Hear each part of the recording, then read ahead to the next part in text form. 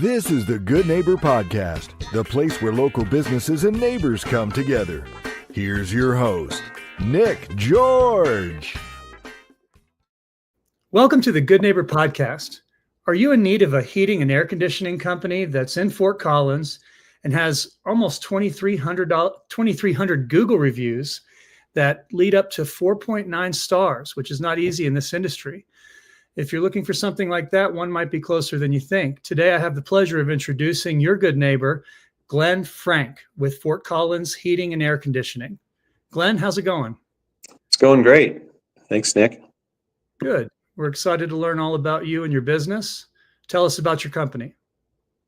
Yeah, so Fort Collins Heating and Air Conditioning. I purchased some equipment and tools from my grandfather in 1996, and he had retired and kind of let his business retire as well. And so I approached him and told him I wanted to start my own business, and I bought some equipment and tools from him and started in 1996 and just by myself, and then grew it to today we're 90 plus employees right now. So. Wow. And how did you get into wanting to do heating and air conditioning altogether? If you didn't completely just answer that question. Yeah, no, well, I grew up in the business, in the trades. I grew up around it. I did see some of the struggles that my father had and my grandfather had. They had some success for sure, but not without a lot of challenges and struggle and stress. And so originally I thought I would go in a different direction, and maybe I was an entrepreneur spirit, but I thought, well, maybe I'll do something else. But the money was always good, and I just ended up staying in the business, and it's been very good for me, and it's allowed my sons to follow in my footsteps. And so I've got three sons working in the business currently, and they plan to stay in the business, and we've got plans for them to succeed me in leading the company. So I'm excited about that. Nice. What are some myths or misconceptions in your industry? But could be more specific? Myths and misconceptions. I'm not sure. So in heating and air conditioning, is there anything that maybe gives it a bad rap that is potentially a misconception? Yeah, okay. Well, that helps me out. Well, there's some bad players in the industry for sure that play off of consumers' ignorance, I think, sometimes when it comes to things. And it's can be easy to take advantage of customers if you're that type of company or that kind of a person. But I can tell you that my core values and my ethics have I have a zero tolerance for that behavior. We are very careful on who we hire, vet them out, and we lead we serve our customers with the utmost integrity and honesty, and we don't try to sell things that aren't necessary, and believe in bringing honesty and integrity to the customer. So the other misconception might be is that so it is expensive to deploy a vehicle to someone's house, and so as a consumer myself, I do realize that things have gone up in price over the years, and we work really hard to keep our prices as low as we can while we still make a profit. However, I know the consumers look at, the service industry and probably think that, that we're raking it in and making a lot of money that unnecessarily, or that our prices are high sometimes. But I can tell you that, to find good employees and pay them, 40 plus an hour, and have a nice truck that doesn't leak oil on their driveway and looks nice pulling up to their house, and as well as inventory.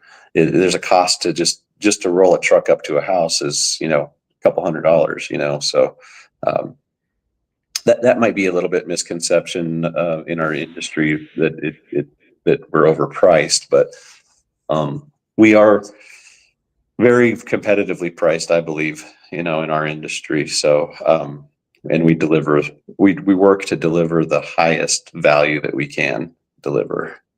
Yeah, just what you just said about looking out for people's perfect aesthetics in their driveway is not something that a company that's just working on commercial applications is concerned about. So there's definitely a learning curve there that you're past.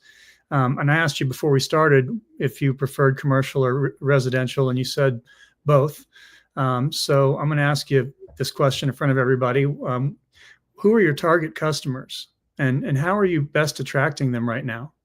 Mm-hmm. Yeah. So our primary revenue volume and our niche is in the residential direct to consumer market, and in the service and replacement market. So we do not do any new construction really to speak of. We do a little bit for, a small number of people, but we don't do large volumes of like new construction business.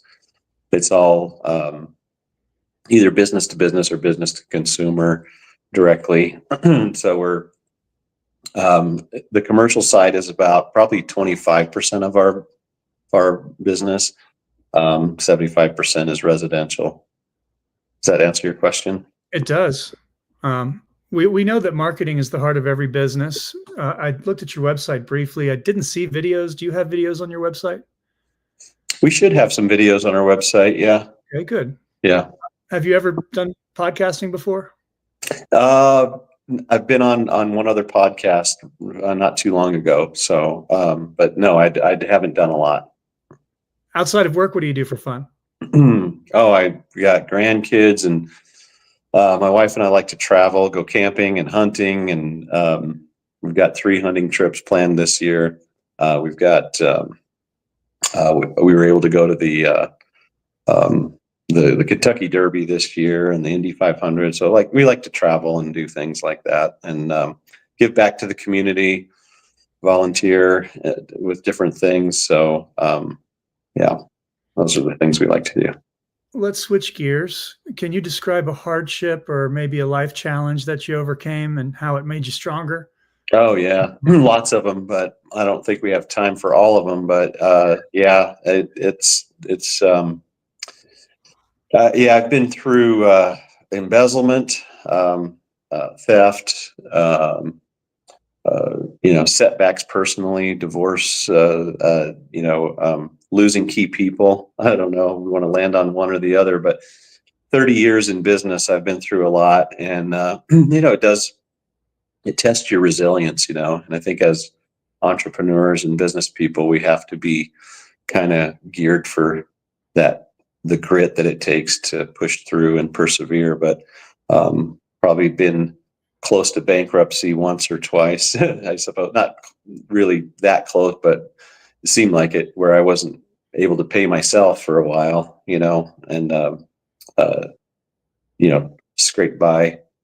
But yeah, it does form who we are today, and but now at this point in my career, I'm very blessed, very fortunate. We've got the marketing that we've done has paid off. There was a turning point at one point, probably back during the housing crisis and around there. It was not long after I'd gone through an embezzlement as well, that I was up against the ropes pretty hard. And we rebranded, we committed to some radio advertising, and we produced a jingle that really helped us. And we just rebranded a little bit, and with our trucks and our wraps. And there was days when we had nothing to do. I had nothing to do for my staff, and I'd call them in the morning, and I'd give them a route to drive through town with our trucks in the morning during rush hour, and then also again in the evening during rush hour, just so people could see our trucks driving around. That didn't last too long, fortunately, but you just do what you have to do sometimes to make it, you know. Glenn, please tell our listeners one thing they should absolutely remember about Fort Collins Heating and Air Conditioning and the other business. Yeah. So, Fort Collins Heating and Air Conditioning, our tagline is big enough to serve, small enough to care. And we've embodied that tagline from the day I started, and when I wasn't big enough to serve more than one person at a time, but certainly small enough to care. Till now, we're certainly big enough to serve, and we work every day to be small enough to care. We've served the Fort Collins and immediate surrounding communities for a long time, 25, 30 years. And the next step is we've just launched 2 years ago, just a little over a year ago, going on 2 years, another company branded Origin Plumbing, Heating, Cooling, and Electrical. And we're branching out. It better brands all the services that we offer, because I started out just offering HVAC, but we now offer plumbing and electric as well as HVAC. So that brand better describes that, and it also allows us to expand into other markets and towns without having a town name inside of our business name. So Origin Plumbing, Heating, Cooling, Electric, we're making a push to enter into the Loveland and Greeley markets more. So that answers a lot of questions that I probably should have asked. How can our listeners learn more about either company online? Where do you want to direct customers online? Not just the website, but any social media channels that you also have. Yeah, either one. We have a website for Fort Collins Heating and Air Conditioning, and we market Fort Collins Heating and Air Conditioning, and Origin Plumbing, Heating, Cooling, Electrical is originphce.com. They're going to see more and more of that branding as we move forward. But I think what I want consumers to really know is that we have not sold out to private equity, which is happening a lot in our industry right now. We do not have plans to sell out to private equity. There's rumors that our Origin company is private equity coming in, and it's not. It's just me. It's just another brand, another arm of our business.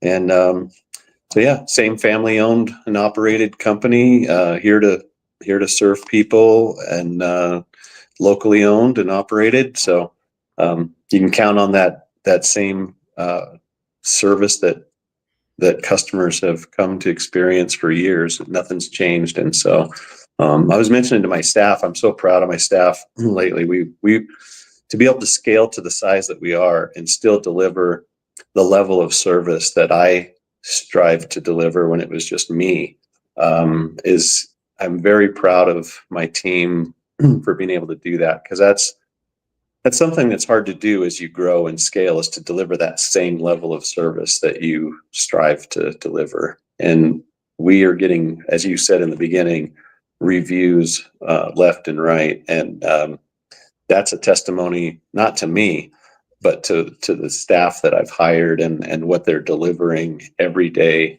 to the community. So. Yes, I haven't seen that volume and that high an average with any of the businesses that I've interviewed. Well, Glenn, I really appreciate you being on the show, and we absolutely wish you and your business, both of them, the very best moving forward. Well, thank you. It was a pleasure. Thank you for listening to the Good Neighbor Podcast. To nominate your favorite local businesses to be featured on the show, go to gnpfortcollins.com. That's gnpfortcollins.com. Or call 970-438-0825. You did great.